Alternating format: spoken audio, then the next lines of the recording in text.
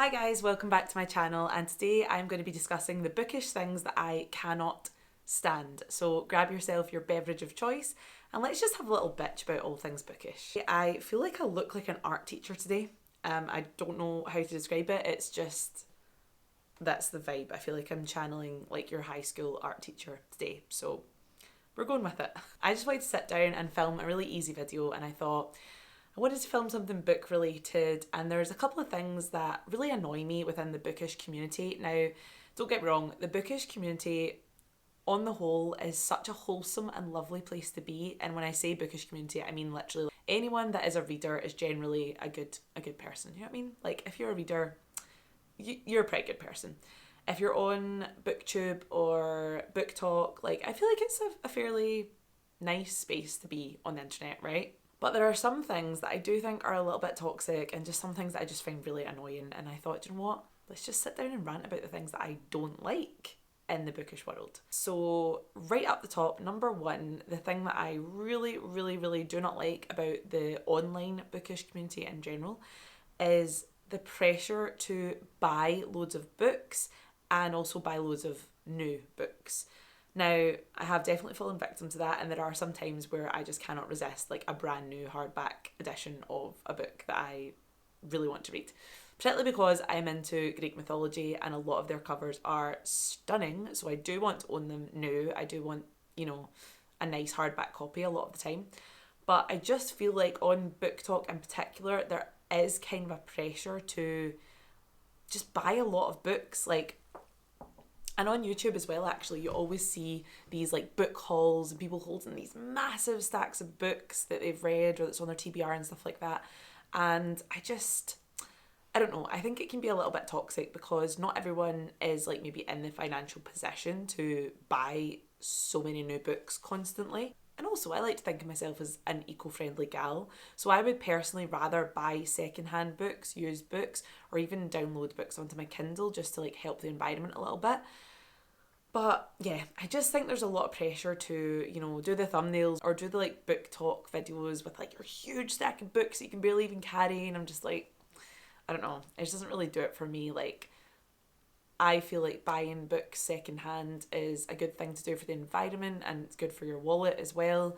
I do love my Kindle, so like I do like, downloading books onto my Kindle.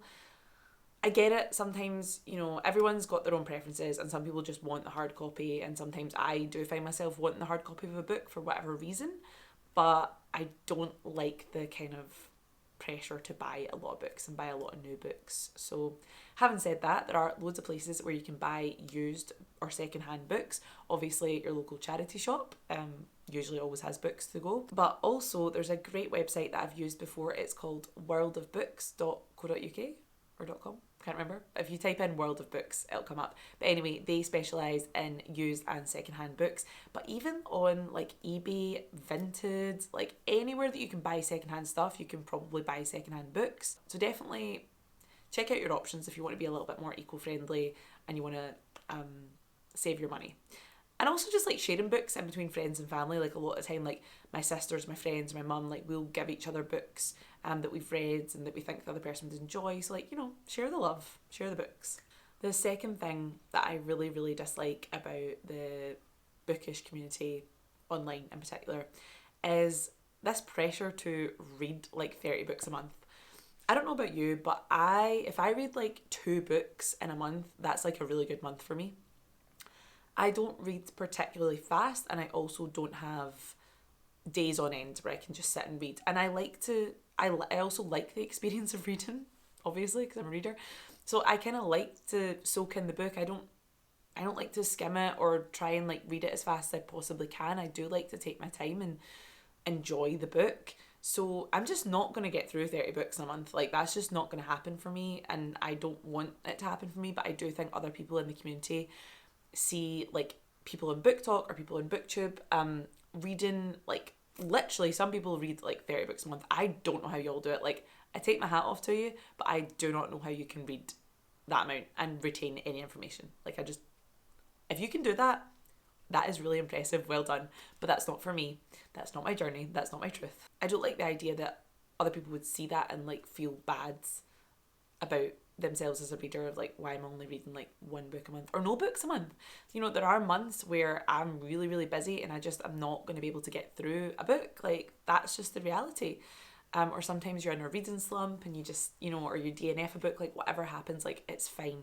If you're a reader, don't feel pressured that you have to read a certain amount of books. Like I know we always like to set ourselves challenges, and I do have my Goodreads reading challenge, but I always set it at a really realistic goal, because for me, the enjoyment of reading is not about how fast I can get through books or how many books I can read in a year. It's not goal orientated. In fact, it's one of the very few hobbies that I have that I really try not to put any sort of pressure on it for myself. And I'm a big mood reader as well, so like I just read what I want to read when I want to read it.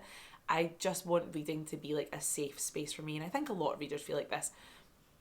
I don't ever want to like pick up a book because I feel like I have to, or rush through a book because I'm trying to get to a goal. Like that just takes away the enjoyment from me, and I don't want to do that. So if you don't want to do that either, then come join my bookish community because we could be friends. The third thing that I really dislike about the bookish community is feeling like you have to like the books that everyone else does.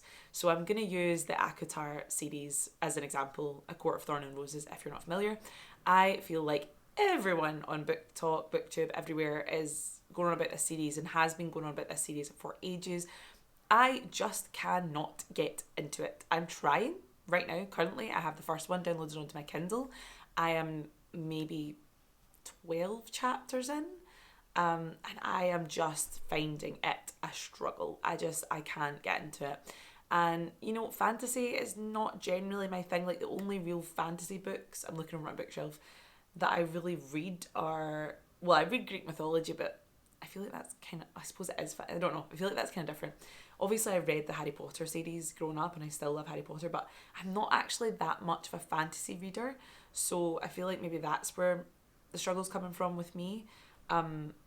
Maybe it's just not my thing. I'm trying because I want to be involved in the conversation, but I don't know if it's for me. And I know a lot of people have said the first book is a struggle, but then when you get past it, the other books are great. But for me, I'm like, really, like a whole book is a struggle to get through. Like, life is short. I don't want to spend my time reading bad books, you know what I mean? Anyway, if you're a fan of the ACOTAR series, this is no hate. My best friend loves ACOTAR. I know loads of people that love it. So if you're a fan, I'm not, no shades, like, you do you.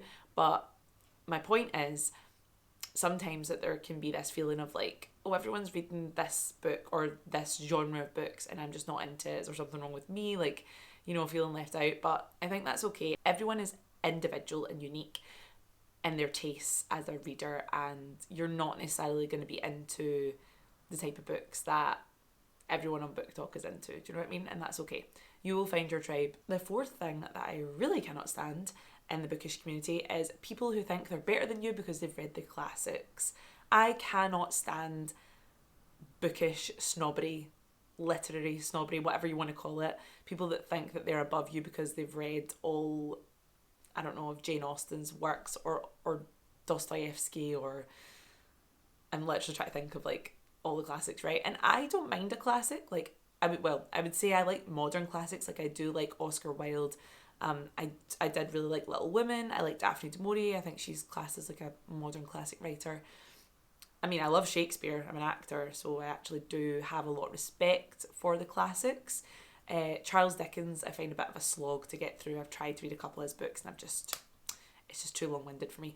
But yeah, it's okay to like the classics. It's okay to enjoy them, but it's not okay to feel superior and try and make other people feel bad because they've not read them.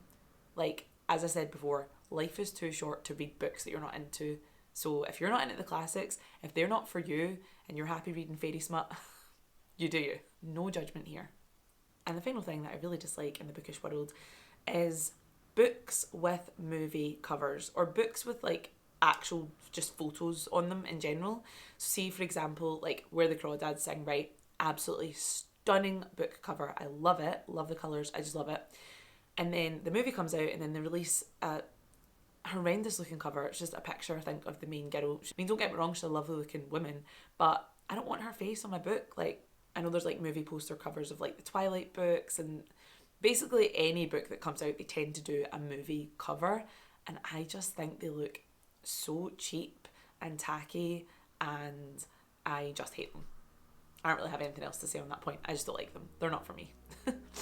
So yeah, that was a little roundup of the bookish things that I cannot stand. Please let me know what your thoughts are on any of this in the comments below. If you want to try and convince me to stick in with the ACOTAR series, let me know in the comments as well. But that is all from me for today. Thank you so much for watching, and I'll see you in the next one. Bye!